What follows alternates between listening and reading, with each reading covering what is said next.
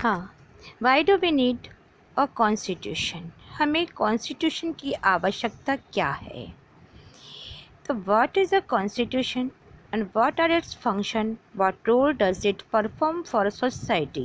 How does a constitution relate to our daily existence?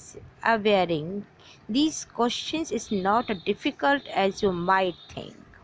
कि संविधान क्या है, कॉन्स्टिट्यूशन क्या है, इसके वर्क क्या है, फंक्शन क्या है और सोसाइटी में उसका रोल क्या है, हमारी लाइफ से कॉन्स्टिट्यूशन का क्या रिलेशन है। इतने प्रश्नों के उत्तर उतने कठिन नहीं है जितना कि हम सोचते हैं। नेक्स्ट टॉपिक है constitution allow coordination and assurance. Imagine yourself to be a member of a reasonable large group. Further, imagine that this group has the following characteristic. The members of the group are divided in the various ways. They have different religions. Some are Hindus, some are Muslims, some Christian, and some perhaps professor no religious at all. They are also varied in many different aspects. They possess different professions, have different ability, have different hobbies, different tasks in everything that from film to book. Some are rich and some are poor. Some are old, some young. Imagine further that members of this group are likely to have dispute over various aspect of life. How much properties should one be allowed to own? Should be compulsory that every child to be sent to school, or should the parents are allowed to decide how much should this group spend on its safety and security, or should be build more park instead? Should the group be allowed to discriminate against some of its members? Every question will elect a variety of answer from different. अर्थात संविधान क्या है, किस चीज़ से इसका तालमेल बढ़ता है और ये भरोसा दिलाता है।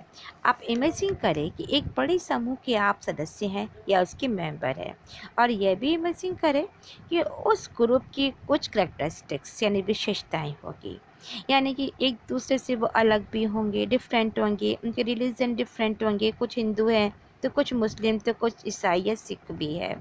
और ऐसे हैं कि कुछ ऐसे भी लोग होते हैं जो किसी भी रिलीजन को नहीं मानते, वो और उन वे और उनकी जो बेस हैं वो डिफरेंट होते हैं, लोग अलग अलग हैं, अलग अलग काम करते हैं, उनकी जो व्यवसाय है या फिर जो प्रोफेशन वर्क है वो भी डिफरेंट होता है, उनकी अपनी अपनी एबिलिटी अलग होती है, अलग अलग शौक़ होते हैं।